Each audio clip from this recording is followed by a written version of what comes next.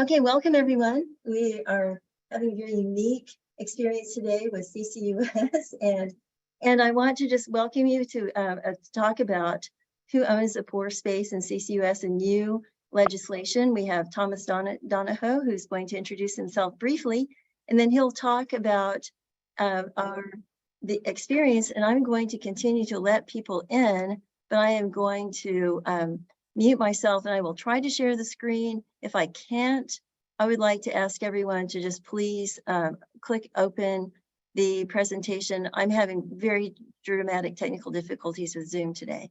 So I would recommend that everyone just open the presentation for yourself and follow along. So welcome, Tom. Thank you. I know it's been a circuitous route to get here. So thank you all for having me. I apologize for all the delay on technical difficulties. My name is Tom Donaho. I'm a partner of AAPG Group. I'm also the policy lead on carbon capture, utilization, and storage issues at the firm.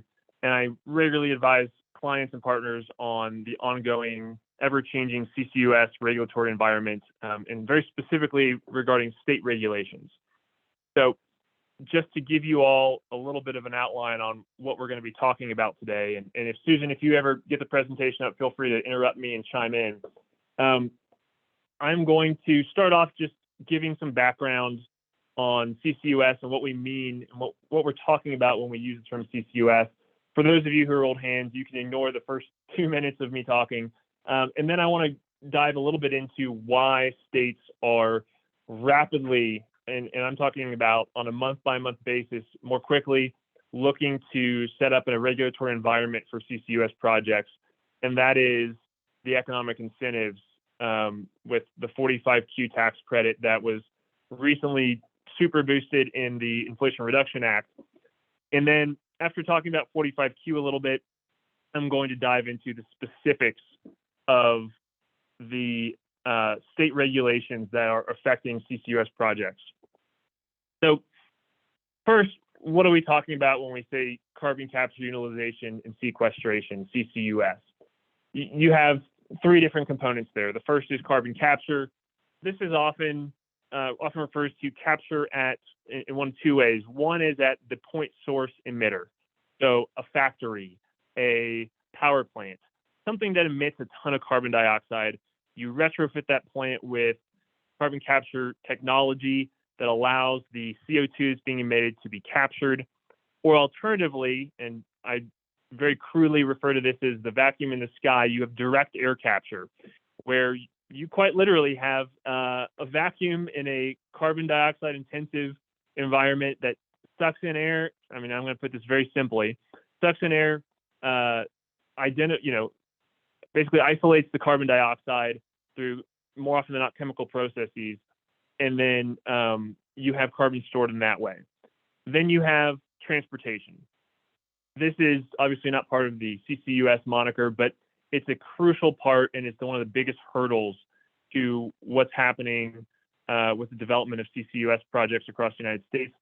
There is a lack of transportation. Normally, what you want is an infrastructure of pipelines to transport carbon dioxide from where it was captured to where it will be eventually utilized or stored or sequestered, depending on which term you prefer. But there is not a huge network of pipelines available. That's one hurdle, and we're starting to see states dip their toe into those waters. And then, of course, utilization and sequestration are your 2 options once you've captured the carbon. Utilization refers to where you are taking the carbon that's been captured and using it for a commercial product. We're talking everything from dog food to jet fuel. Okay, and then storage. Tom, jumping in here, Tom. So when you change slides, just let people know which slide you're on. And for those who would like to have me email the presentation, I will later, but I can't do it during the presentation. Everybody will get a copy of the PDF, everyone afterwards. Okay, and Susan, is the presentation up? No, I can't. I couldn't. Okay. My Zoom will not let me share that presentation. Got it. So we're on Mr. Donaho. page 2 of the presentation. I just want to say, so yeah, so Yeah. we have the presentation in the chat. I've personally downloaded it, and we're following along on our separate machines. So feel free to let us know what slide you're on, and we'll just go to the next one. Great. And again, I apologize for the difficulties. No Thanks, worries. Sean. Anytime. So I'm on slide 2 right now, and what I was talking about was utilization and storage. Storage or sequestration refers to, put it very simply, sticking the carbon dioxide in the substrata. You drill a well, and then you have saline formations and different geologic formations that are ideally suited for storage of carbon dioxide under the earth. And so that's what we refer to when we talk about carbon storage or sequestration. So those tips for those of you online who haven't really been following along with CCUS and technologies and how that works. I'm moving to slide 3 now. And very briefly, because I know we've spent some time waiting, history of carbon capture. I really just want to emphasize that capturing carbon is not something new. We've been doing it since the 1920s for purposes of taking compounds and creating methane gas. 70s in the oil fields in Texas. Entities started as part of their strategy for, recovering more oil, isolating carbon and injecting it back into the substrata to increase production, to enhance the oil recovery, EOR. And then timeline-wise, in the 2000s, we really started seeing a prioritization of emissions reductions in the United States federal government and around the world. I would just say that the conversation changed, and that led to legislation in the late 2000s, including in the United States, and attempts to incentivize the development of technologies for not only alternative energies, but for carbon reduction, and that would include CCUS. So around 2008, we start to see states pass legislation around CCUS because there's some economic incentives now, and states are starting to want to bring that money, those federal dollars, into their state. Today, as a result of enhancements to those economic incentives, there are hundreds of large-scale CCS projects in development or operation worldwide and in the United States alone. And then lastly, on slide 3, I just wrote future the carbon capture gold rush in 45Q. And what I'm really indicating there is, to me, these days, carbon capture, utilization, storage projects feel a lot like the early days of solar, which was effectively the ITC tax credit in the early 2000s. The federal government highly incentivized the development of large-scale solar projects, and so all of the big players in the space that were natural fits for solar projects dove in and reaped the benefit from these massive tax incentives. Well, that's what we have right now with CCUS, especially in the wake of the Inflation Reduction Act. So if you'll go to slide 4. Slide 4 concerns, it just gives the basics of 45Q credit. When we talk about 45Q, that term just refers to the relevant section in the U.S. tax code. So the carbon oxide sequestration credit appears in the tax code at 45Q. It was created in 2008 at a very low level. There wasn't a lot of money in terms of tax incentives, but that was when we saw the beginnings of the 45Q tax credit legislatively. It got reformed in 2018 in the Future Act, and then just last August with the Inflation Reduction Act. And why does it matter? It matters enormously because it's the lodestar. It is the animating feature of the entire CCUS industry. Without 45Q, most projects are not economically feasible. With 45Q, they are, and there's incentives to develop projects and also to develop technology to service those projects. Turning to page 5 of the slide 5, I just listed a couple of the non-monetary that make project development easier. First, you have a commerce construction window, which refers to basically a deadline by which your project has to start advantage of the 45Q credit. It used to be 2026. It's now been moved back to 2033. Direct pay and transferability are very big deals in the finance space around CCUS projects. If you think about how a project might develop, you'll have a point source emitter. You'll have the party that comes in and retrofits the facility. You have a party involved in storage.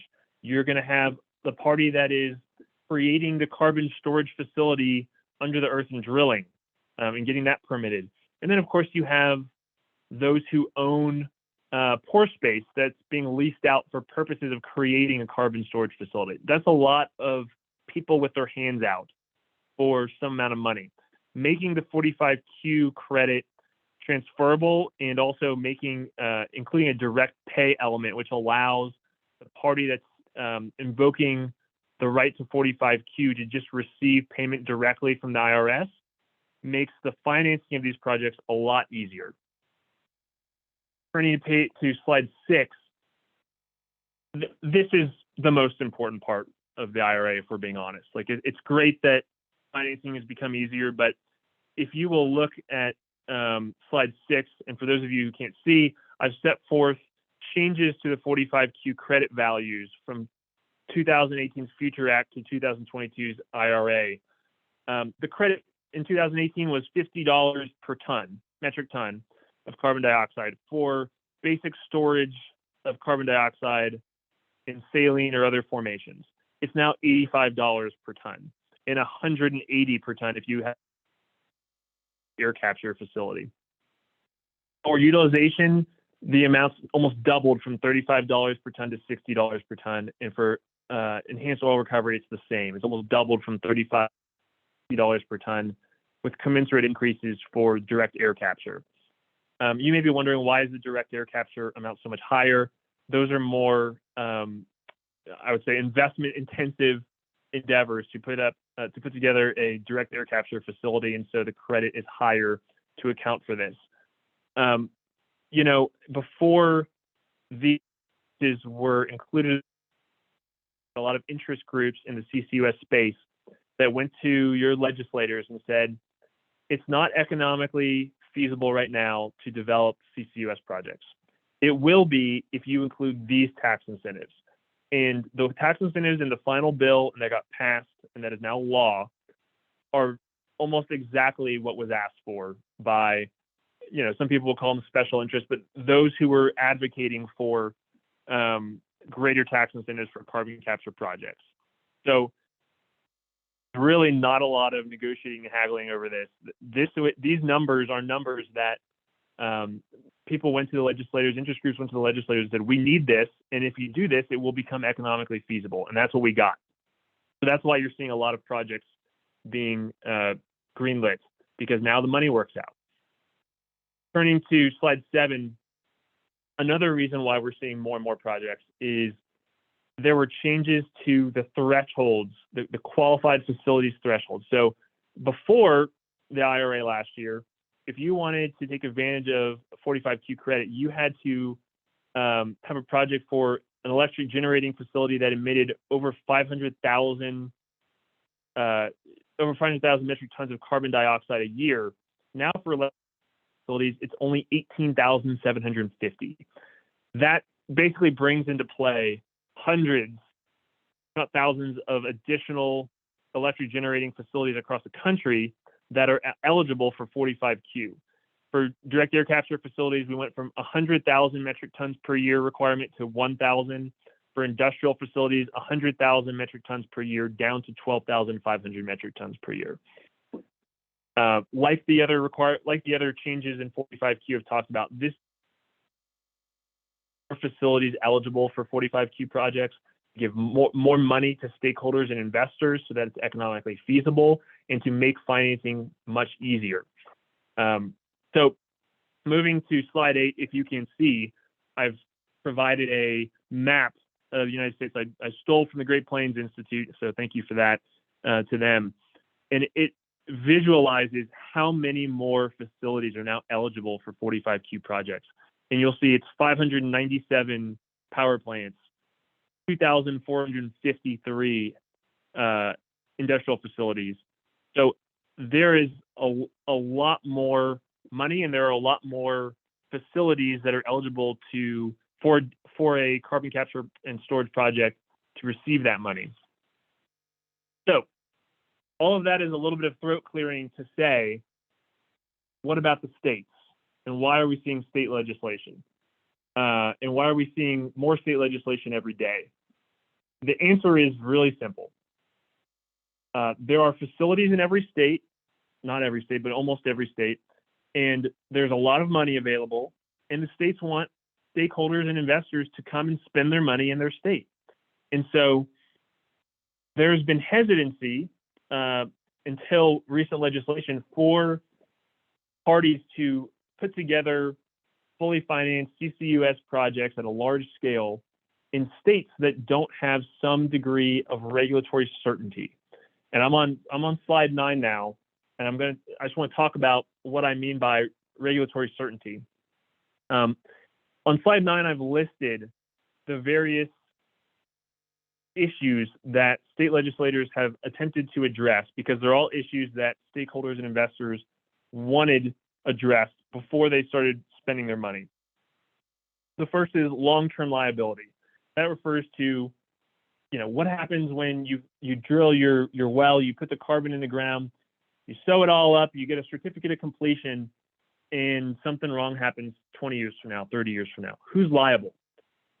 There's a lot of entities wanted some certainty that they weren't going to have liability on their books for decades down the road.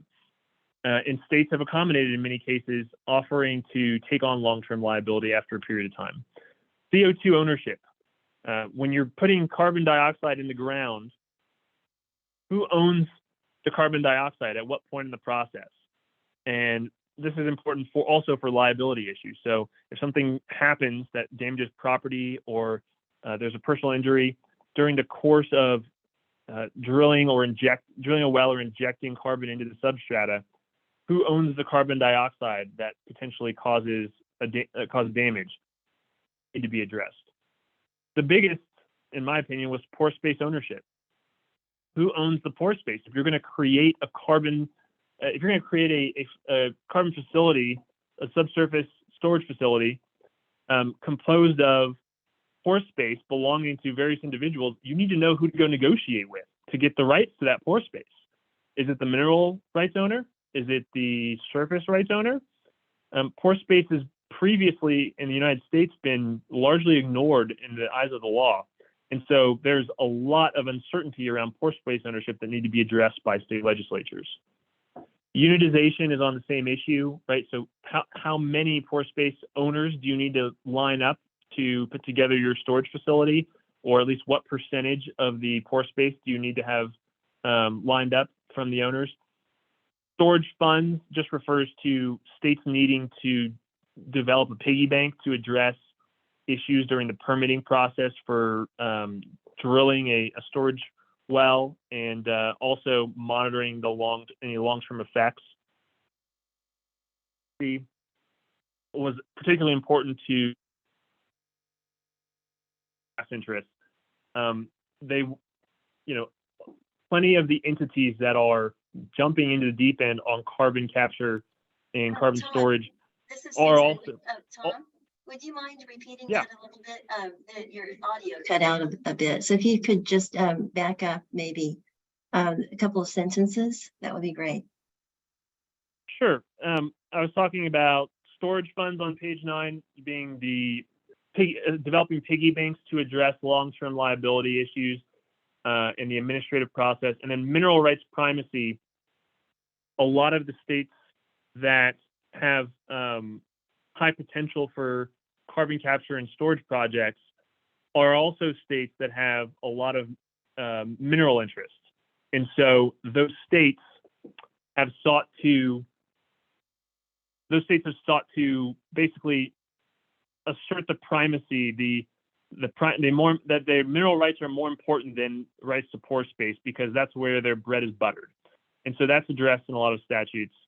And then also finally, with drilling of certain wells, the EPA under the Safe Drinking Water Act will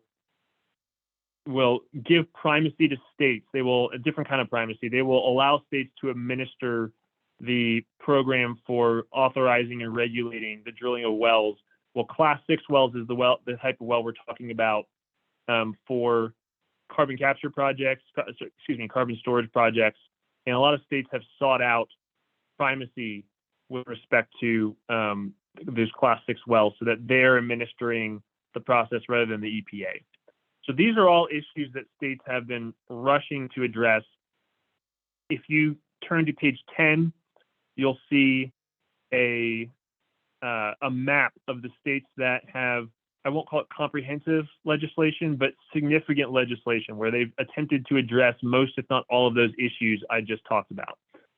And so there's some variation from state to state, but all of these states that are in red on the map generally have attempted to address all of the issues from my previous slide. And more often than not, one single piece of legislation that they attempt to create as comprehensive carbon storage legislation. So turning to page 11, I'm just going to dive in on the first issue, and that's CO2 ownership. On this slide, you see there's an exemplar from Montana's codes. Now, what the language says is the geologic storage operator is liable for the operation and management of the carbon dioxide injection well, the geologic storage reservoir, and the injected or stored carbon dioxide. There's very similar language in most of the legislation in all these states. It is common, and if not unanimous across the states, that the storage operator is the storage facility operator is the one that has ownership of the carbon dioxide that is being put into the ground as a matter of law. So the carbon gets transported over to a general area where the pore space is, and it will be injected into the substrata. Well, the party that's doing the injecting, that goes and gets permitted for the carbon storage reservoir, the carbon storage facility underground, that party that's on the books with the state as the operator has the CO2 ownership, has ownership of the CO2 during the course of that project, and that comes with it liability. So that's an important factor for parties that are trying to assess their risk and figure out where they may or may not be liable. Turning to the next slide, 12. Unlike with respect to carbon dioxide ownership, where you have close to unanimity amongst all the states that have passed legislation, long-term liability is a real area of difference in conflict between the states. So you have some states like Indiana that have come in and said, all right, when you finish your carbon storage facility, when you finish putting all the carbon you're going to put into the substrata, you cap it off, and you come to us and ask for a certificate of completion saying, yep, we wipe our hands of this, we're done. We have a mechanically sound storage facility that is not going to result in any migration or damage to any property. We certify to you, the state of Indiana, that all is well. At that point in time, Indiana says, great, we'll take on liability from this point forward. We've issued you the certificate of completion, so you're good to go. Have fun. Thank you for coming and investing in our state. Other states, like Kansas, have said, under no circumstance will we take on long-term liability for this carbon that you put in the ground for the storage facility. That's with you. We as the state are not going to be liable for something that happens 10 years from now, 20 years, 100 years from now. You put it in the ground, it's your responsibility. And then you have the big in-between.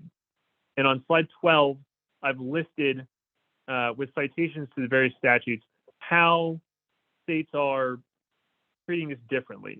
States like Utah, who passed legislation last year, Louisiana, West Virginia, North Dakota, they've all said, okay, the moment you finish and we've certified that you finished and that you have a structurally sound storage reservoir that's not posing a risk to any person or property, we will then start the clock for 10 years. And after 10 years, we'll take on long-term liability. We will be responsible for any damage that arises from the storage reservoir that you've put together and that you've completed. Anything happens in those 10 years, though, that's on you, because we want to make sure, with this cushion of years, that something isn't going to slowly go wrong.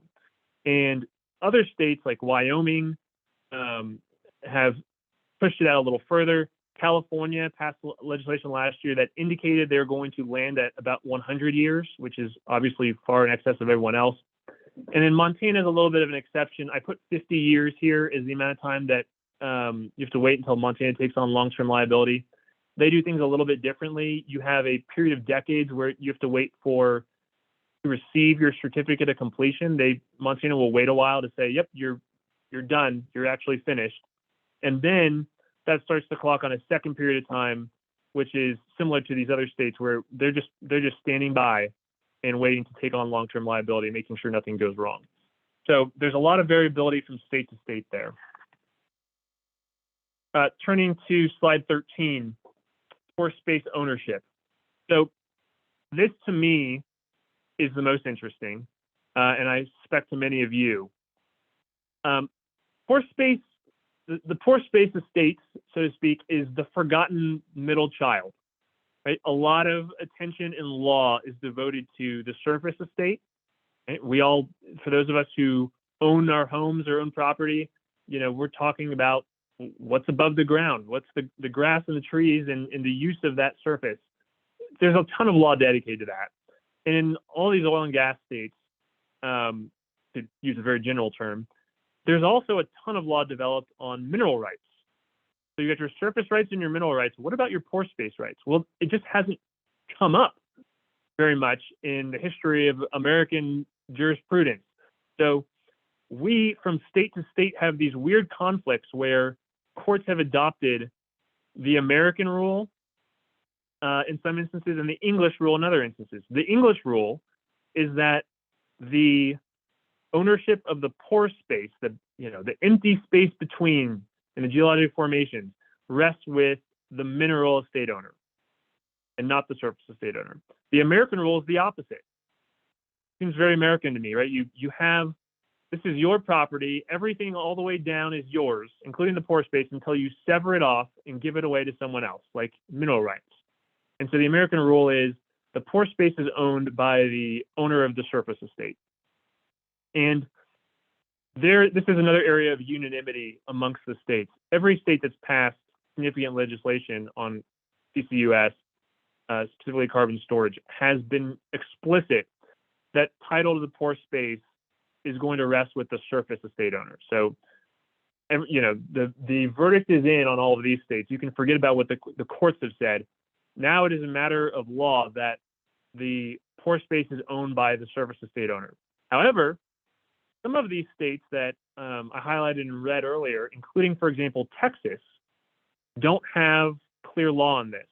And so you have to turn to the courts. And in Texas, and this is a big problem, you have some authority saying the surface estate is owned by the mineral rights owner under the English rule, and some courts saying it's owned by the surface estate owner. So you have a big conflict. And this is not good for regulatory, and it's awful for developing a carbon storage facility where you have to go out, for those of you with landman background or are currently landmen, right? Think about, you're going out and you're just negotiating leases for the pore space. Who do you go talk to in Texas?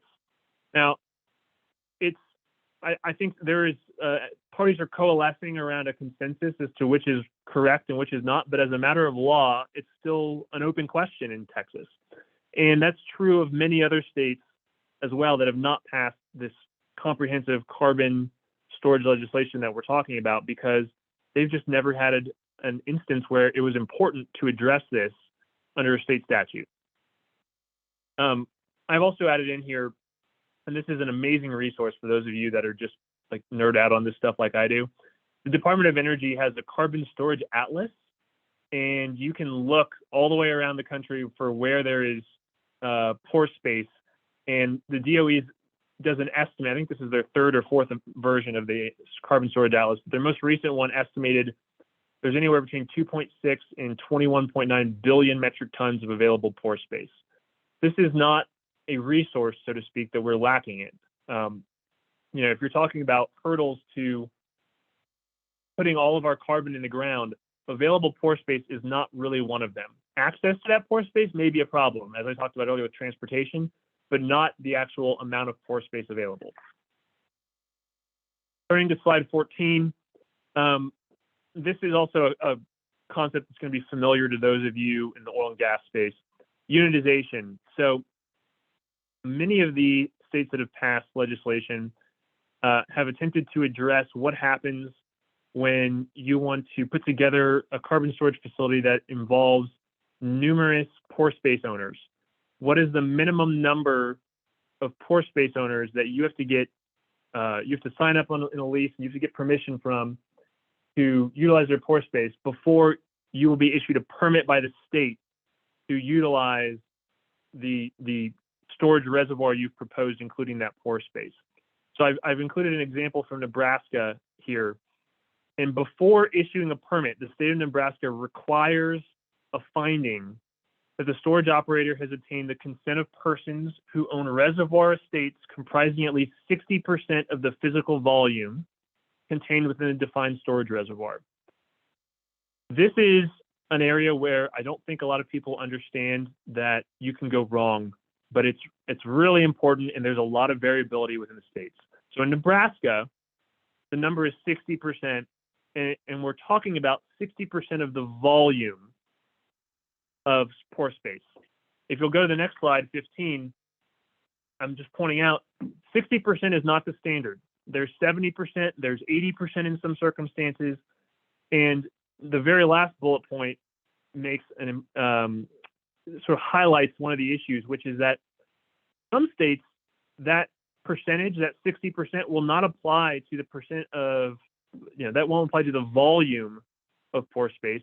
It'll actually apply to the percent of owners of pore space.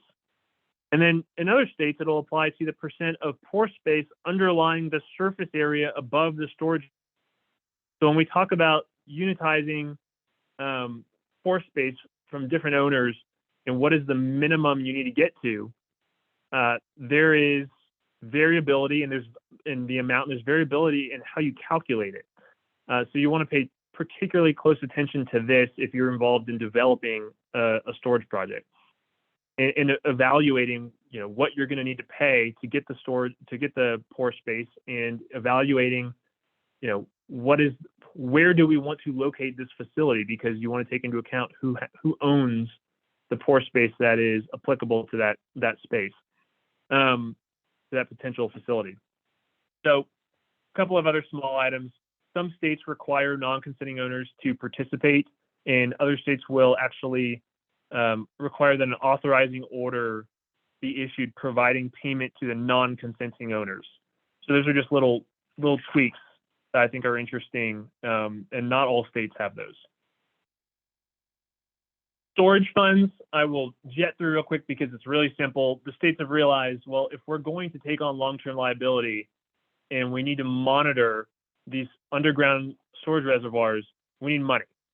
So a lot of these statutes per ton injection fee, and the per ton injection fee will pay into the trust fund, which generally is everything after the facility is completed, and then also in many cases the administrative fund. So there's usually the administrative fund is dedicated to financing or underwriting all of the activities to assure that the operations of the facility, while it's being drilled, while the carbon is being injected, that everything goes as it should and in accordance with the statutes for that state.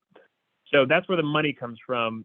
It's all statutorily created by the state legislatures, and almost every state has those. We're coming towards the end now. There's just two more items I'm going to talk about. One is on slide 17, mineral rights primacy. You have, with a number of states, as a prerequisite to a permit ever being issued to drill a Class 6 well and store carbon in the subsurface, you have to either make an affirmative representation or have a finding from the regulatory agency at the state that the storage facility will not be affecting mineral rights in a negative manner. Right, so oil and gas comes first. Still the middle child, the forgotten middle child. Some states have language that just flat out say where there's a dispute between the mineral estate owner and the pore space owner, the mineral estate owner wins, for lack of, to put it very simply. There are also a couple of states that have interesting notice provisions that if you're going to be proposing and seeking a permit for a storage facility, that you actually have to give a minimum number of days or months notice to mineral rights owners in some geographic, proximity to that storage facility. So within 300 yards, if there are any mineral rights owners that are not part of, not implicated by the storage facility or not owners of pore space that's implicated, then you need to give notice to those mineral rights owners. Look, we're drilling a well. We're drilling a Class 6 well into the ground to put carbon in there. And if you have any objections, speak now. And that's really to prevent future litigation and conflict. And then also, some states have requirements. Not requirements. They will explicitly allow drilling of oil and gas wells near a storage facility, so long as it's made clear that the storage facility will not be affected or compromised by the drilling. Basically, hey, mineral rights owners, don't worry. If you guys want to drill a well, you can drill a well, so long as it doesn't go straight into the storage facility. So you see that in a couple states. That last one is Utah as an example, and then Indiana is the state where you have this minimum distance. I think it's 330 feet. If you're within 330 feet of a Class 6 well, you got to give notice. So those are some interesting tweaks that you'll see from state to state. It's not unanimous across the board, but those that specifically have an oil and gas history, a stronger oil and gas history, will have those kind of provisions. And then lastly, on slide 18, I've just listed out that you have all of these want to get Class 6 primacy. So there are minimum federal requirements under the Safe Drinking Water Act for injection of carbon dioxide. That's the Class 6 federal standards. Class 1 through 5, the other classes of wells, it is common and has been commonplace for years for the EPA to delegate its authority to the states to administer the requirements under the SDWA. So, for example, if you want to drill an oil and gas well in Texas, you don't have to go to the EPA. Right? The state of Texas has been granted primacy for the types of wells that you need approved in most circumstances, or many circumstances.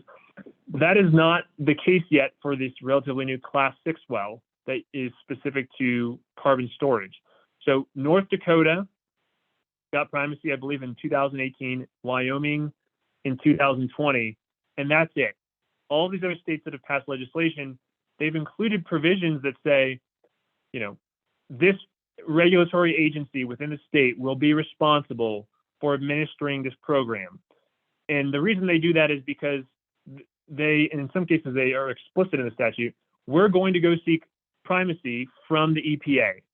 And once we do, we're going to vest in this regulatory agency the authority to carry out basically everything I've just talked about, right?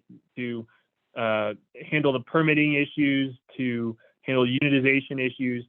And so long as these entities, these governmental entities, and the rules and regulations in place meet the minimum standards that the EPA set forth and exceed them, primacy is completely reasonable in the eyes of the EPA. One issue that I want to highlight, though, is the EPA has been moving very, very slowly with respect to primacy. So, like I said, you have North Dakota and Wyoming. Louisiana submitted its application years ago. They thought that they were going to hear about it in 2022, and they didn't. I think it took North Dakota something like 5 or 6 years to get primacy. So for now, if you want to go drill a Class 6 well, you still got to go to the federal government. Although states have put forward a pathway to make it so you don't have to do that in the future, similar to oil and gas wells.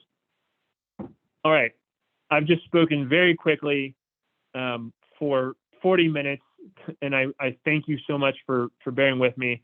I am happy to address questions in any way that you see fit. I'm happy to talk about trends and what's happening next. Alaska probably will have new legislation soon. Colorado, New Mexico are thinking about it. They're toying with it. I expect that Texas will have new legislation updating what they have now sometime in the near future. So there's a lot going on. If we don't have time today, I would love to talk to any of you who want to talk shop, because it's what I do and it's just something I enjoy. So please feel free to reach out. Before turning over questions, let me just give you guys my email. It's tdonaho, DONAHO, @bakerlaw.com. And if you have a question and I can't answer it, we have an enormous energy group and people that can answer every question you can imagine on CCUS, from tax to environment to finance issues. So please feel free to reach out if we don't have time today, and if you need any help. So with that, I guess I'll ask Susan to handle the Thank questions you. however she sees we Yeah. have time.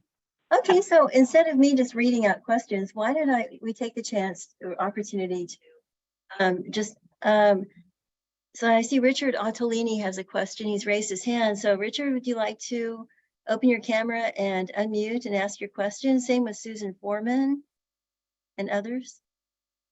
Thomas Hampton, you go ahead and turn on your camera and unmute and just jump in. My name is Tom Hampton. Great presentation, and thanks for the PowerPoint. And my question is, I'm looking at reservoirs for immiscible gas injection, gravity drainage, and they're shallow. And I was wondering, are there depth requirements, or usually when I see the literature is talking about miscible, high density, deep horizon. I'm in California, and I'm just curious, are there depth requirements on CO2? I'd like to look at it for the tax credit. So.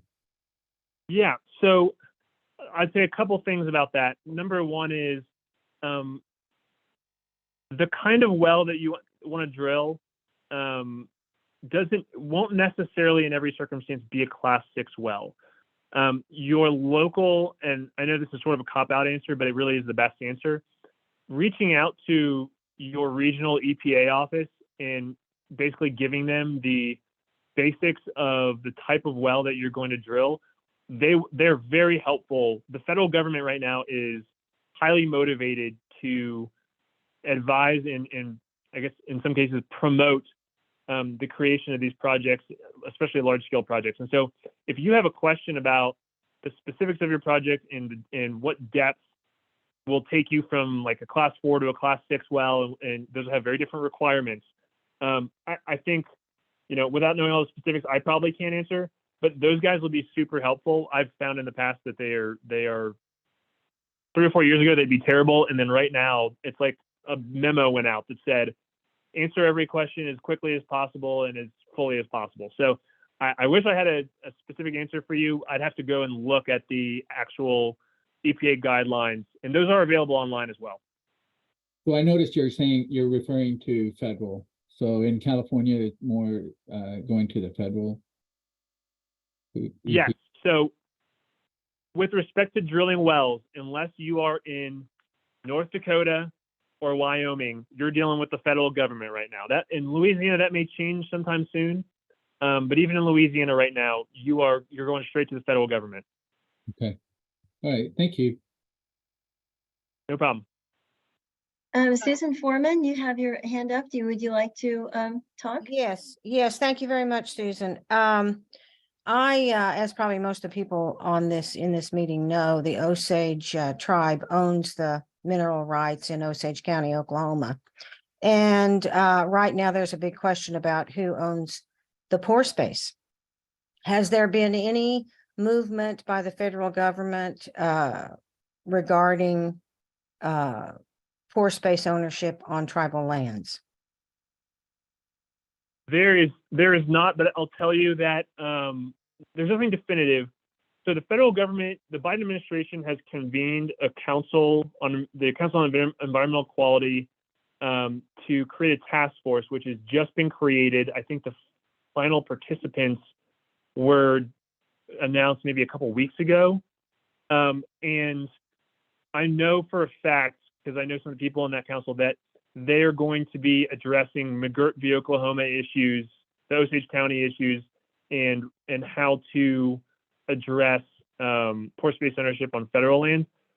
Without going into too much detail, because I can actually talk about this for about 20 minutes, I think I know what's going to happen.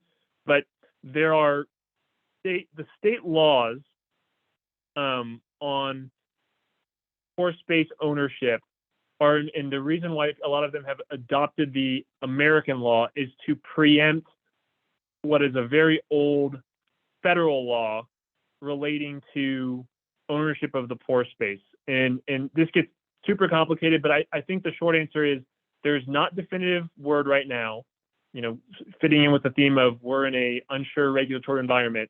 But this is one of the issues that I know that the CEQ Special Task Force is going to be addressing and making recommendations on.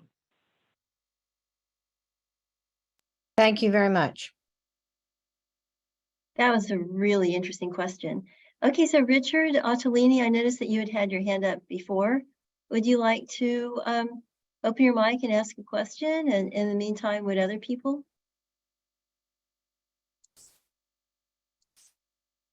We do have, let's see. Going through the chat, we had some earlier. I do have another question. Okay, Thomas. Are you aware of any public Excel files out there that run the economics on the tax credit? That's public domain. I'm sorry, I missed the first part. Any what? Any public domain spreadsheet software that runs economics on the tax credit? I do not know of tools, publicly available tools. I know that, I mean, this isn't very helpful. I know that a lot of private entities have developed tools to do that. I don't know of any publicly available ones. However, the Carbon Capture Coalition is, I think that they may have some public tools. I haven't looked in a while, but they have economic studies that they've published with, I would just sort of say, I'll call them ladders of investments. So different levels of investment and different sort of like a sliding scale on when things become more economically feasible and when they don't, depending on what kind of project you're doing. So I know they've done some good work in that space, and they may have a public tool, but I haven't seen it. Okay. And then the last question I have is, I'm buying oil and gas minerals in North Dakota, and I saw some newspaper articles of Continental looking at CO2 sequestration from different. Could you comment the status of how far along they are on CCUS in North Dakota? So North Dakota is one of the first states to pass legislation. I think they just updated it. I'm now going to do a little bit of a plug, which is, and I'll send this to Susan. A lot of what I've talked about, I have a actually comprehensive handbook that will lay out on a state-by-state basis all of the relevant provisions that concern carbon sequestration. And so there'll be a whole page on North Dakota. So they have laws in place. Is there, I may have missed it, is there a specific area that you're wondering what the regulation is? No, I just wondered how far along I guess legally, I think North Dakota is pretty advanced to allow, like you said, primacy and have the laws on the books on pore space, I think. And because the reason I think that is Continental is far along on the CCUS strategy. They're hold up.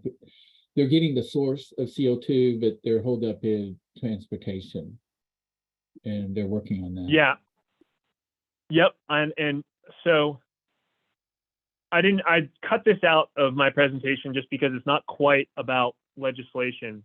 Okay, A couple things. Pore space ownership in North Dakota. I think it's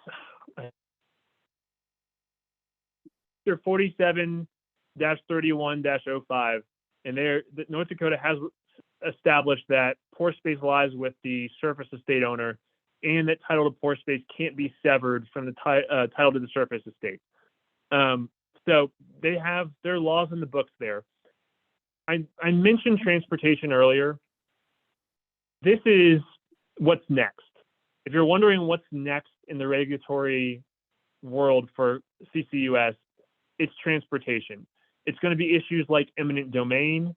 It's going to be legal issues around creating a pipeline. And so right now, one of the major sources of litigation and disputes in the United States around CCUS projects concerns a pipeline, and some of you may be familiar with it, running from Iowa up in North Dakota. And you're getting a lot of conflict with local municipalities, which creates a very interesting dynamic. You have states passing laws saying, we support CCUS.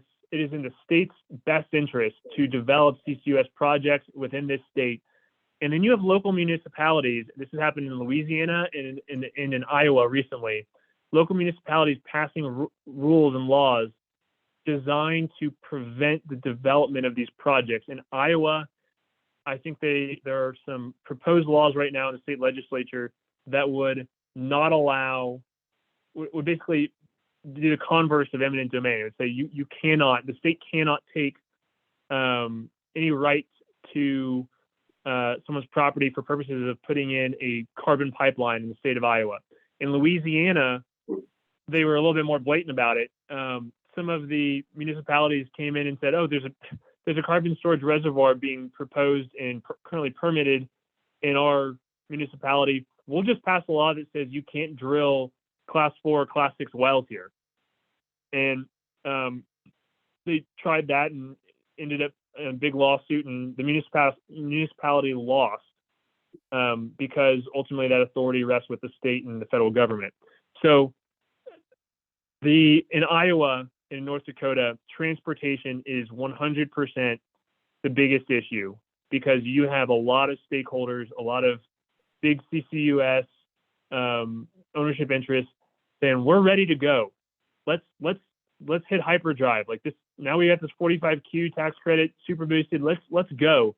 Let's develop and let's stick this stuff in the ground and let's collect our checks. They just can't get it to the place where they want to stick it in the ground economically, and the holdup is transportation. And it's going to be a big fight on a state by state basis. You're going to see some states pass legislation saying we can, you're entitled to, and I think Louisiana actually has something on the books that says this, that the state can use eminent domain for purposes of establishing pipelines. And there's going to be a lot of pushback. okay, thank you. Yep. Okay, so we have time for one brief one, and then we need to wrap it up for today. Sean, would you like to ask a question? Sure, absolutely. Tom, first of all, thank you so much. This was very interesting. Really appreciate your time. Just actually follow up on that transportation. I was wondering, beyond the legal side of it, on the private industry investment, are you seeing appetite in terms of companies wanting to, DCPs of the world wanting to invest in CO2 pipelines or refitting existing pipelines? Do you see that as a hurdle, just the investment side of it? Yes, the answer is yes. I see appetite. I would say we're in the early days. So the thought process is going in many cases like this. All right, let's plot out on a map where all of the current pipelines are that we can either retrofit or piggyback on, because we've already got, this right of way for purposes of carbon transportation. And where that's possible, let's pursue that as the first option. It's a lot of logistics and mapping out where's your storage reservoir going to be, but because there's so much storage space, pore space that's available, everyone's looking first at the infrastructure that's currently in place. And for some of the big players, this is leading to them saying, oh, actually, we're in pretty good shape. We've got, a pipeline running all the way from Mississippi to Texas, or, West Texas all the way up halfway up the continental United States. But in most instances, people are left feeling like, okay, I don't have a good option here.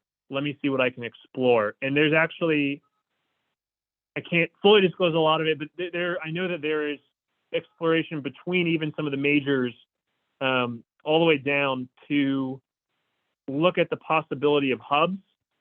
Nice. and how there might be shared interest in those hubs and what that looks like economically, and also a lot of advocacy on the state level for eminent domain and pipelines. Perfect. Thank you. Yep. Well, thank you. And okay, so I just noticed one question that I'm so curious about too.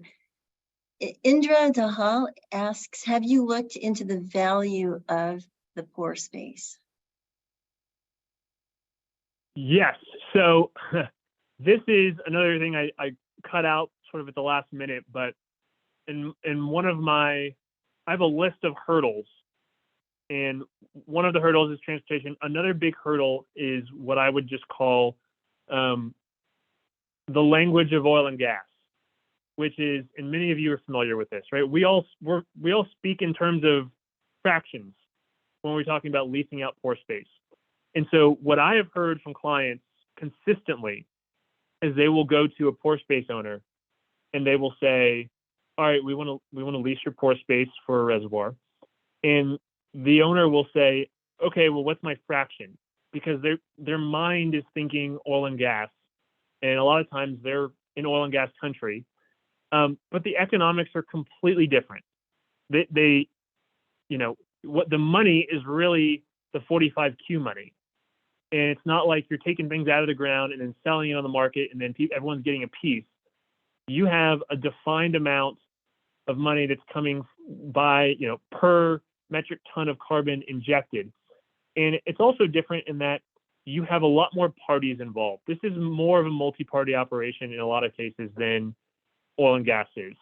And so landmen and these parties that are trying to lease out pore space have said, we are constantly running into issues where we have to describe to the pore space owners, this doesn't work like oil and gas. You don't get a fraction of the 45Q credit, because if we do that, it makes the entire project economically infeasible.